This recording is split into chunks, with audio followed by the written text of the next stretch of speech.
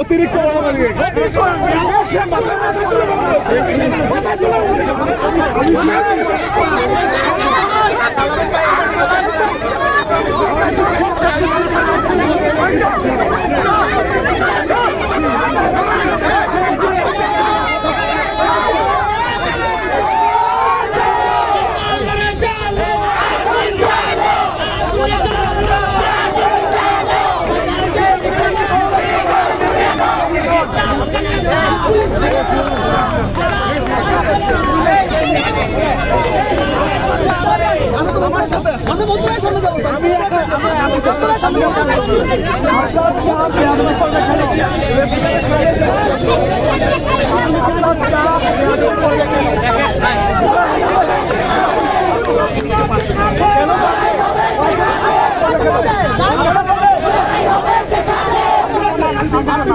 আমরা দেখছি একটার পর একটা ঘটনাকে ধামাচাপা দেওয়ার জন্য সরকার নতুন নতুন ইস্যু সামনে নিয়ে আসে।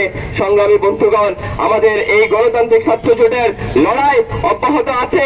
সংগ্রামী বন্ধুগণ, আজকে যে এই ভারত থেকে বাংলাদেশের যে করিডোর দিয়ে দেওয়া হয়েছে অসম চুক্তির মাধ্যমে, তার প্রতিবাদ জানিয়ে আজকে আমরা পররাষ্ট্র মন্ত্রণালয় অভিমুখে বিক্ষোভ মিছিল করছি।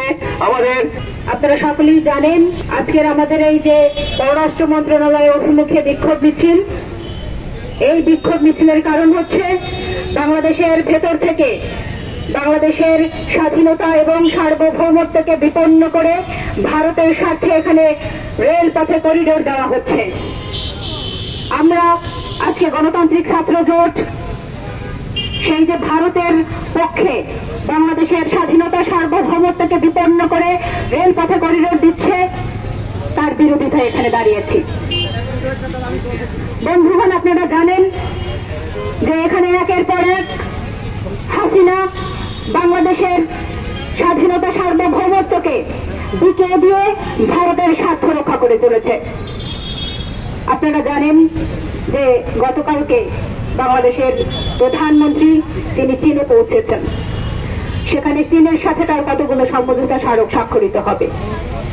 এর আগে গত 22 জুন প্রধানমন্ত্রী শেখ হাসিনা তিনি ভারতে গিয়ে ভারতের প্রধানমন্ত্রী নরেন্দ্র মোদীর সঙ্গে 10টি সমঝোতা স্মারক স্বাক্ষর করে এসেছেন। সেই সমঝোতা স্মারকের মধ্য দিয়ে বাংলাদেশের স্থলপথ, বাংলাদেশের রেলপথ, বাংলাদেশের শিক্ষা, বাংলাদেশের সামরিক খাত, সমস্ত খাতকে এখানে ভারতের স্বার্থে ভারতের হাতে তুলে দেওয়া হয়েছে। এখানে বলা হচ্ছে যে বাংলাদেশের ভেতর থেকে তারা করিডোর দেয়নি, তারা এখানে ট্রানজিট দিয়েছে। বাংলাদেশের ছাত্র সমাজ, বাংলাদেশের জনগণ তো বোকা নয়।